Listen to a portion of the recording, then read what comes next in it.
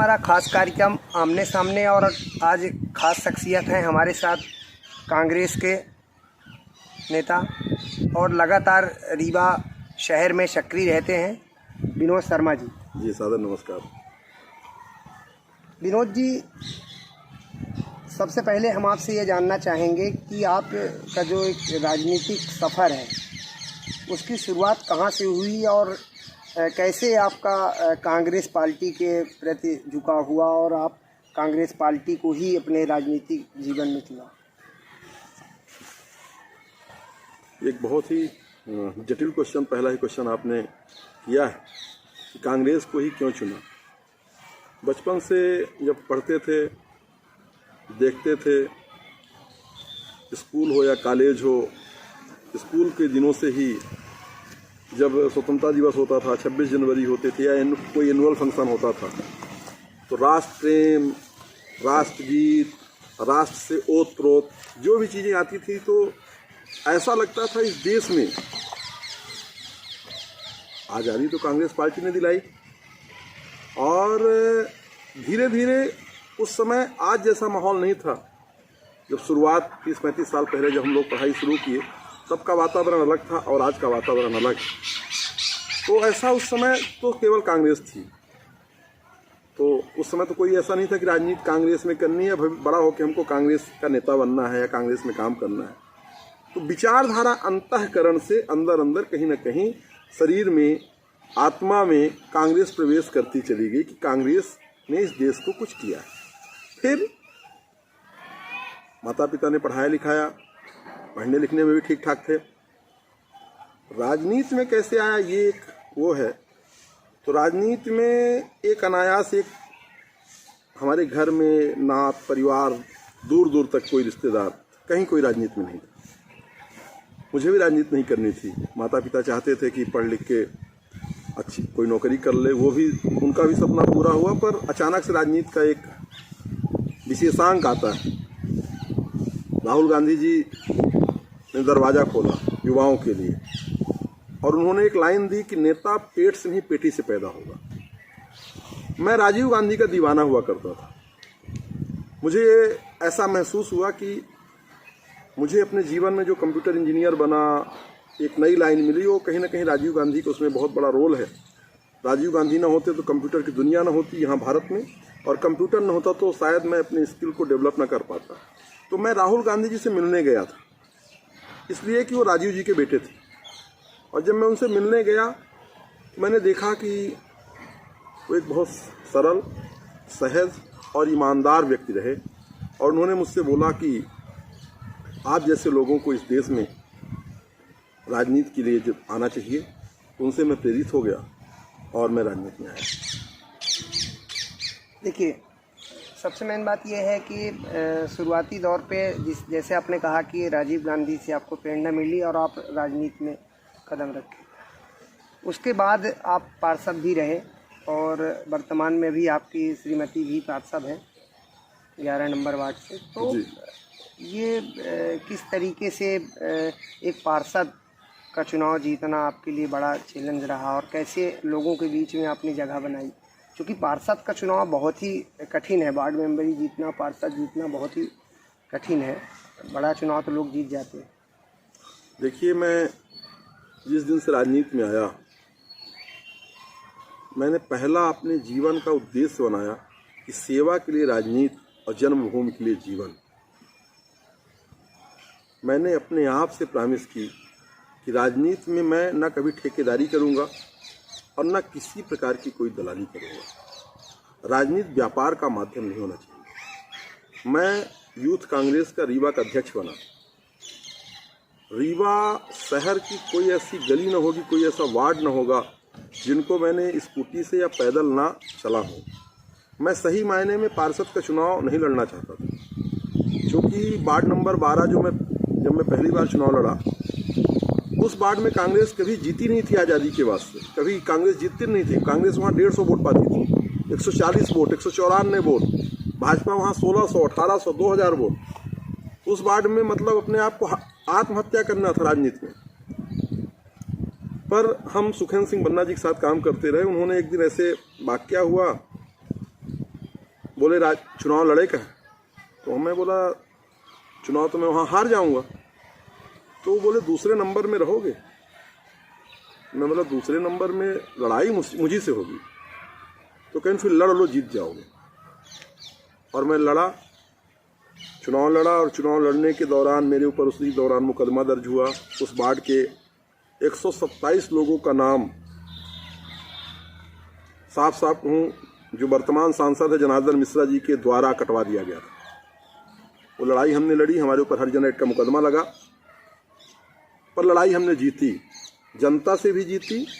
जनता ने तो पार्षद बना ही दिया, और रीवा कोर्ट ने भी हमको बाद में उसमें बरी किया कि आपकी गलती नहीं थी, गलती तत्कालीन जो उस समय तहसीलदार थे उनकी थी, उनको बाद में बरी भी किया। तो ये दौर था, जनता ने हाथों हाथ लिया, पहली बार वहाँ पार्षद बनाया, और मैं पार्षद के रूप में जो काम किया वो आप सब जानते हैं।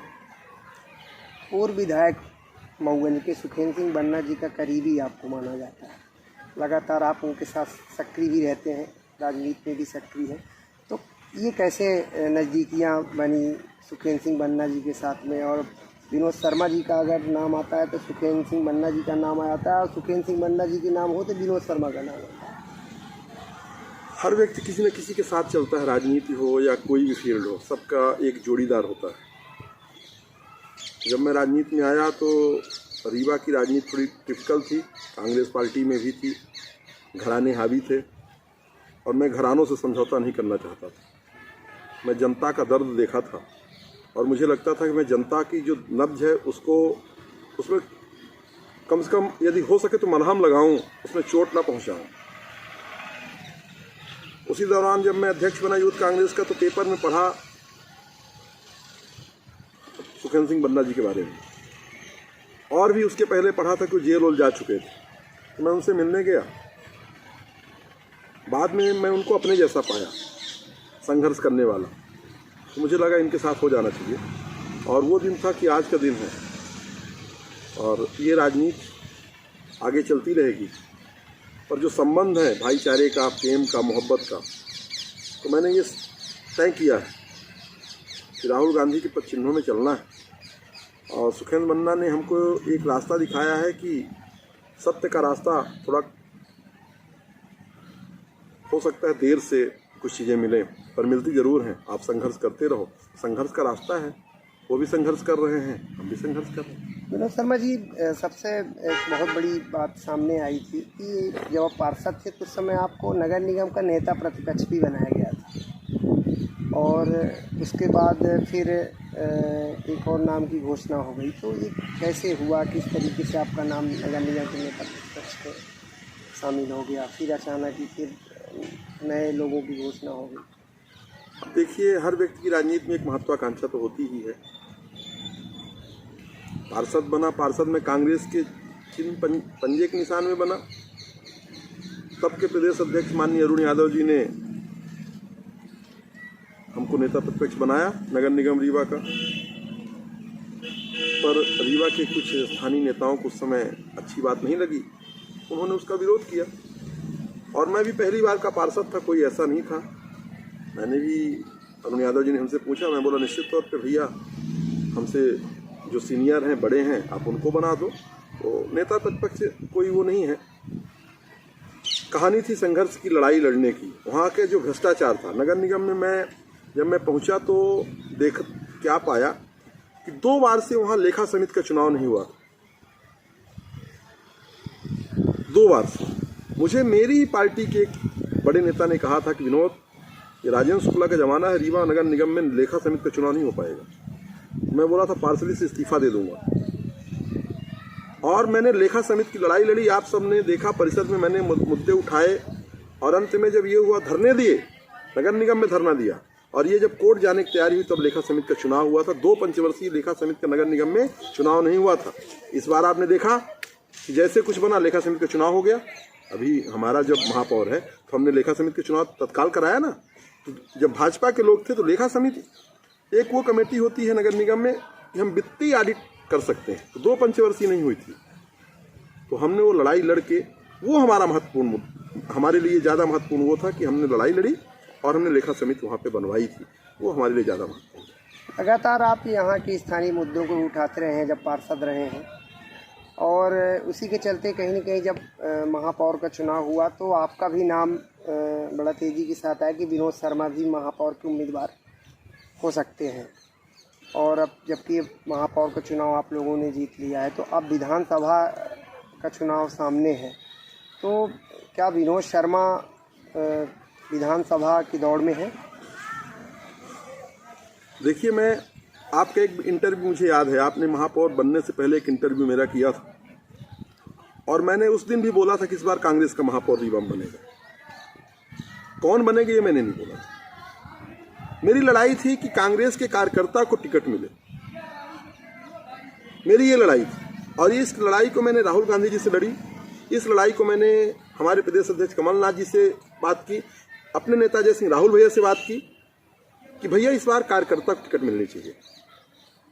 मैं भी पार्षद था, और जो हमारे आज महापौर बने हैं वो भी पार्षद रहे हैं, तो एक कार्यकर्ता को टिकट मिली और आज वो महापौर बन के बैठे हैं। हम सब लोगों ने जी जान लगा दी भाजपा को हटाने के लिए, तब वो आज महापौर बने। फिर से लड़ाई वही कि टिकट 5 साल जो लड़ता है, संघर्ष करता है, जो जनता के मुद्दे उठाता है। जनता के मुद्दे 3 जगह उठते हैं, तहसील में, पुलिस में, अस्पताल में। कि किसी के एक्सीडेंट हो जाता है तो हमको खून से लेके हर चीज़ हमको हॉस्पिटल में उनको उपलब्ध कराना होता है। उस दौरान हमारा मोबाइल नहीं बंद होना चाहिए। पुलिस हमारे आदमी को रात को 12 बजे पकड़ ले जाए तो हम नेता बन के खुदे सो जाएं, उस समय हमारा मोबाइल नहीं बंद होना चाहिए। और जो तहसीलदार एसडीएम बार बार चक्कर लगवाते हैं, उनकी पेशी जल्दी करके रिजल्ट किसानों को हो, किसी को भी हो, तत्काल उसका निदान हो। नेता की सच्ची परीक्षा यहाँ होती है।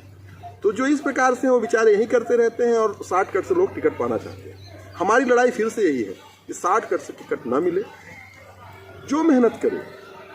कमलनाथ जी तो सर्वे पे भरोसा करते हैं और मुझे अपनी पार्टी पे बहुत भरोसा है, राहुल गांधी जी के पे बहुत भरोसा है।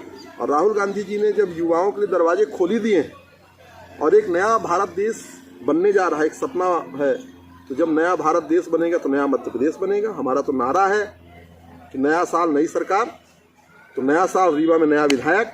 और आज बोल रहा हूं कि जो नवंबर 2023 में चुनाव होगा और आगामी जब 2024 आएगी तो आप देखना कि रीवा का विधायक के साथ साथ रीवा की 8 सीट कांग्रेस जीतेगी। ये मेरा सपना है। विधायक की टिकट मैं लगा हूँ, फिर मिल जाएगी, इसलिए कि लोग तो कहीं इधर उधर के भी हैं। मेरा तो गांव रीवा विधानसभा में, मैं तो जन्मजात रीवा विधानसभा में पैदा हुआ हूँ।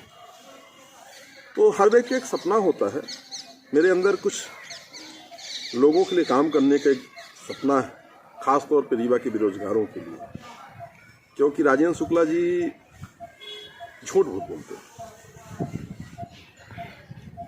राजेंद्र शुक्ला जी ने रीवा का जो मॉडल दिखा रहे हैं, ये वही मॉडल है जैसे गुजरात मॉडल। गुजरात मॉडल आज पूरी तरह से पूरे देश में फेंक हो चुका है। रीवा, आप पूछेंगे, मैं अपने से बता देता हूँ। रीवा में राजेंद्र शुक्ला जी, मुझे 45 ठो वार्ड हैं और ग्राम पंचायत है। वो तो मंत्री रहे, अभी विधायक हैं, उम्र में हमसे बड़े हैं, बड़े भाई हैं। मैं उनको हल्दी चावल देता हूँ, पीले चावल, जिसको सगुन के चावल बोलते हैं। मुझको बुलाएं और रीवा के किसी भी वार्ड की किसी भी गली में ले चलें और बोले चलो और देखो कि इस गली में एक भी लड़का बेरोजगार नहीं। रीवा की एक गली राजेंद्र शुक्ला जी बता दें कि जिस गली में कोई लड़का बेरोजगार ना हो। ये विकास यात्रा निकाल रहे हैं। उनको निकालनी चाहिए पश्चाताप यात्रा, उनको निकालनी चाहिए क्षमा यात्रा। उन्होंने रीवा के युवाओं से, युवाओं के सपनों के साथ, उद्योग मंत्री थे। रीवा में जब कोई मंत्री हुआ, मुख्यमंत्री हुआ, रीवा को उन्होंने, जिन्होंने मंत्री हुए, मुख्यमंत्री हुए, भाजपा के भी रमाकांत तिवारी जी मंत्री हुए थे, तो कम से कम एक चिकित्सालय दिया रीवा में। राजेंद्र शुक्ला जी ने समदड़िया के अलावा रीवा को दिया क्या है? तो हमारी लड़ाई रीवा के जो बेरोजगार हैं उनको रोजगार दिलाने की लड़ाई है। रीवा के लड़कों के हाथ में मैं भी किसी एक पीएससी वाले लड़के से पूछ रहा था, तो उसने बोला भैया आपको पता है कि भारत देश में सबसे ज़्यादा कोरेक्स रीवा में पिलाई जाती है। मैं आपके चैनल के माध्यम से पूछना चाहता हूँ, क्या ये जो विकास यात्रा है वो रीवा में सबसे ज़्यादा कोरेक्स की जाती है, इसकी विकास यात्रा है? तो रीवा के युवाओं के हाथ में कोरेक्स की शीशी नहीं, उनके हाथ में एक पेन होनी चाहिए, एक कलम होनी चाहिए, जिससे वो दस्तखत कर सकें और अपने आगे आने वाले समय में भविष्य को बदल सकें। अब हम फिर से जाएंगे, जब आपकी श्रीमती जी पार्षद हैं और अब महापौर भी आप ही के हैं, नगर सरकार भी आप ही की है, तो ऐसे मुद्दे जो विनोद शर्मा सदन में रह के परिषद में उठाते लगातार आ रहे हैं, तो अब क्योंकि सरकार आपकी है, महापौर आपके हैं, तो क्या लग रहा है कि उन मुद्दों में काम, मतलब वो मुद्दे पिछड़ रहे हैं या कि अभी उन मुद्दों पे ध्यान नहीं दिया जा रहा? फिर बीच में आपका एक पोस्ट भी आया था, वो सोशल मीडिया में बड़ा वायरल हुआ था, आपने अपने ही नगर सरकार पे सवाल उठाया था कि हम जब सदन में थे, परिषद में थे, तो इन मुद्दों को उठाया था, वो मुद्दे पिछड़ रहे, तो ये क्या मामला था इसमें? देखिए, मैं इस समय पार्षद नहीं हूँ, पार्षद हमारी पत्नी है, और गर्व है मुझे कि रीवा में हमारा महापौर है, कांग्रेस का महापौर है। अपनी पीड़ा भी आदमी अपने ही महापौर से कहेगा, किसी और से नहीं कहेगा। जहाँ तक मैं मानता हूँ, हम एक नए दिशा की ओर चल रहे हैं। एक कल सिंगल विंडो जो सिस्टम प्रणाली लागू हुई रीवा नगर निगम में माननीय महापौर जी के द्वारा, वो कहीं ना कहीं बड़ी काबिल तारीफ है। अब चूंकि कोई भी महापौर 5 साल के लिए चुना जाता है, पार्षद 5 साल के लिए चुना जाता है, बहुत सारी चीज़ें होगी जो क्रमबद्ध होगी। हाँ, मैंने एक लेटर लिखा था माननीय महापौर जी को, और उसमें कोई मुझे वो नहीं है, क्योंकि मैंने राज कपूर ऑडिटोरियम संदड़िया जी के हवाले है, उसका पोजीशन नगर निगम को लेना चाहिए, इसके लिए मैंने लेटर लिखा था। मेरी उनसे बात हुई है, उसमें वो कुछ ना कुछ करेंगे। दूसरा, जो आपने देखा होगा, बस स्टॉपेज वगैरह पड़े हैं, गैंट्री का हम लोगों ने लड़ाई लड़ी, हमारे ऊपर उन्होंने FIR दर्ज की, थोड़ी सी उसमें व्यवस्था है, मुझे भरोसा है उसमें ठीक कर लिया जाएगा। हम आपकी संगठन की ओर जाएंगे। अभी कमलनाथ जी ने मतलब जिला स्तर पे संगठन का बदलाव किया है, शहर और ग्रामीण अध्यक्ष भी बदले गए, तो कितनी मजबूती मिलेगी जिस तरीके से संगठन में बदलाव हुआ? देखिए, संगठन का बदलाव तो एक प्रक्रिया है। जो कल थे वो आज नहीं है, जो आज है वो कल नहीं रहेंगे। पर वर्तमान में दोनों अध्यक्ष बहुत अनुभवी हैं। एक के साथ तो मैंने राजनीति की शुरुआत की है, बड़े भाई राजेंद्र शर्मा जी आज ग्रामीण अध्यक्ष हैं, वो इंजीनियर हैं, वो 2 धन 2 बराबर 4 जानते हैं, सीधी सीधी व्यक्तियाँ सीधी सीधी बात करते हैं। थोड़ा सा उनके सामने चुनौती है कि शहर के हैं और ग्रामीण अध्यक्ष बने हैं, पर वो कर ले जाएंगे, उनके अंदर विजन है। और लखन भाई बहुत सुलझे हैं, 4-5 बार के पार्षद हैं, उन्होंने अपने परिवार के कई बार जिताया, तो जो पार्षद का चुनाव जीतता है उसको थोड़ा तजुर्बा ज़्यादा अच्छा रहता है।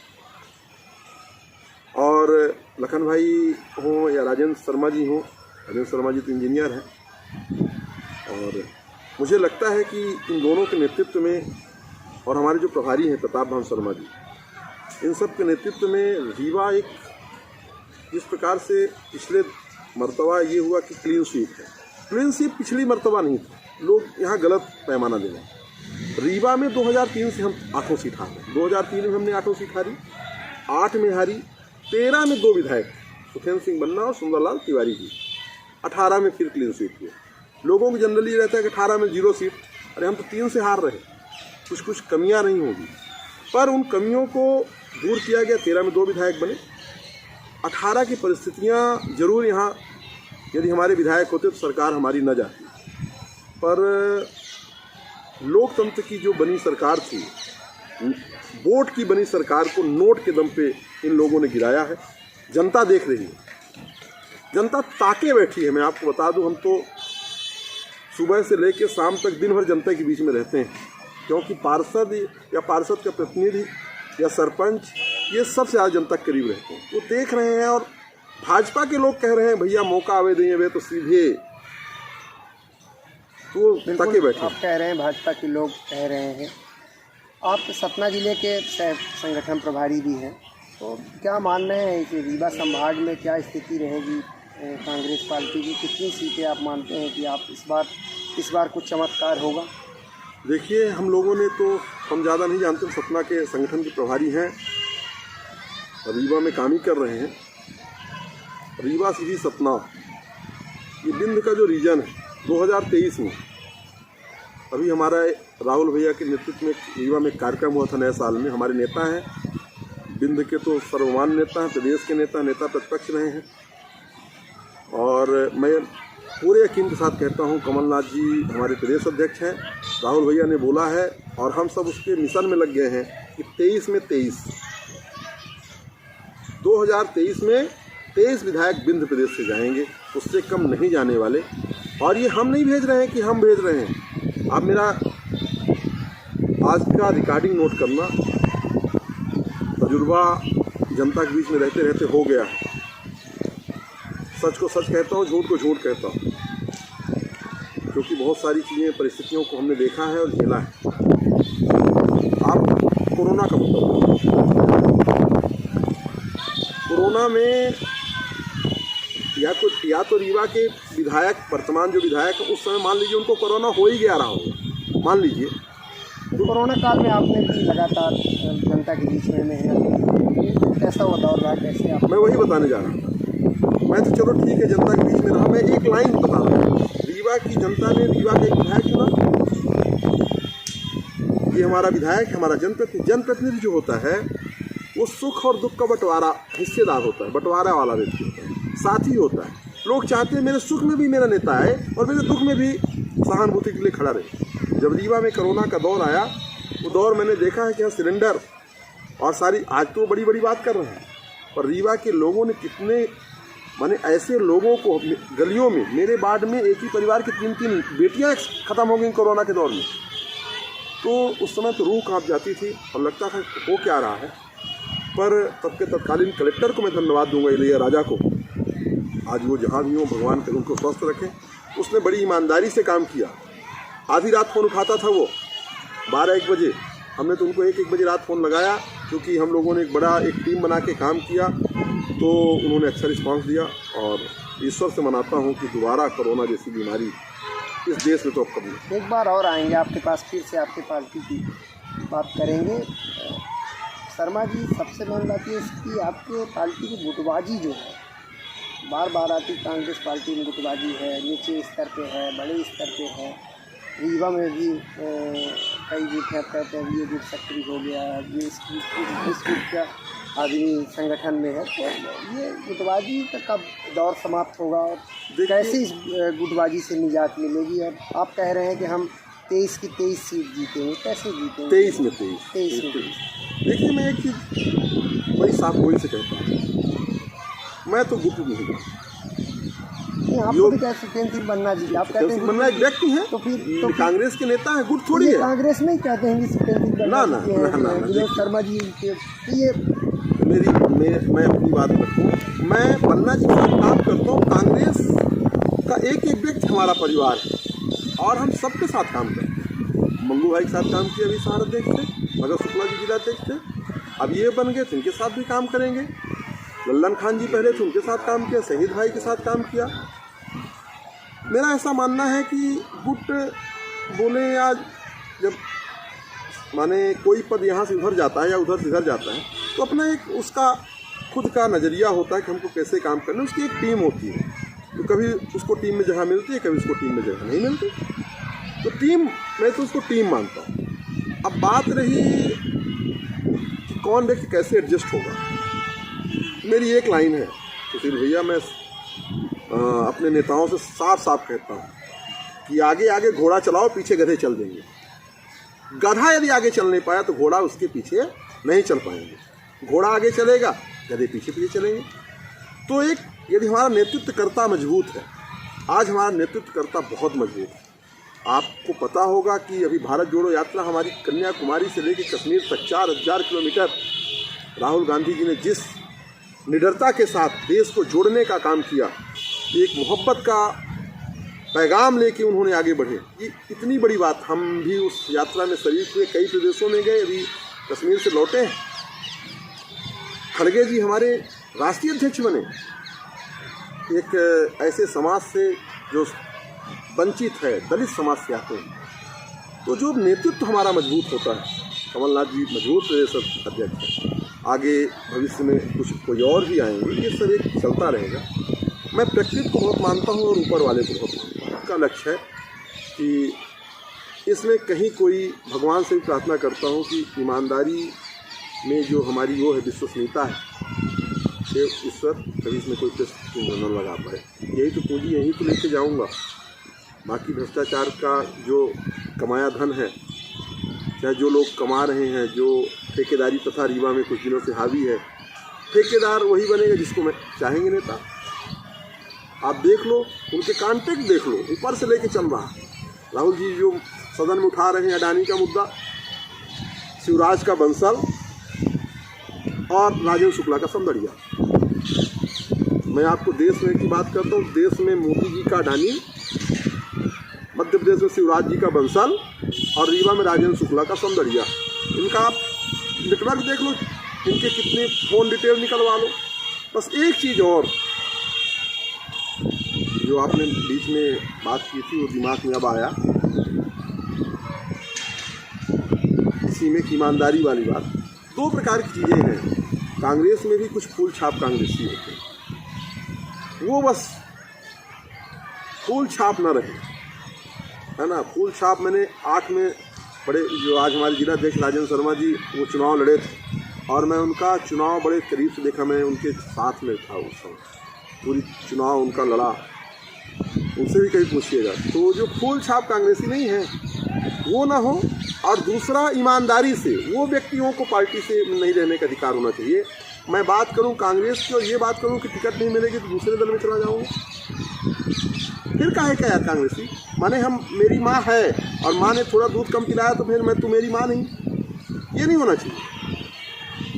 तो ऐसे लोगों से हमको बचना होगा और नए नए लोगों को जोड़ना होगा। इसलिए यही मेरा। बिल्कुल, ये थे कांग्रेस नेता विनोद शर्मा, जिन्होंने बेबाकी के साथ सारी बात रखी और अपने राजनीतिक सफ़र के बारे में भी उन्होंने बताया कि किस तरीके से उन्होंने इसकी शुरुआत की और पार्टी संगठन को लेकर भी चर्चा हुई और आगामी क्या रणनीति है। और विनोद शर्मा विधानसभा में क्या स्थिति रहेगी, पार्टी अगर उन्हें टिकट देती है तो मैदान पे होंगे, जनता के बीच में होंगे। और आपने बेबाकी के साथ बात रखी, आपका बहुत बहुत धन्यवाद। बहुत बहुत धन्यवाद सुशील भैया।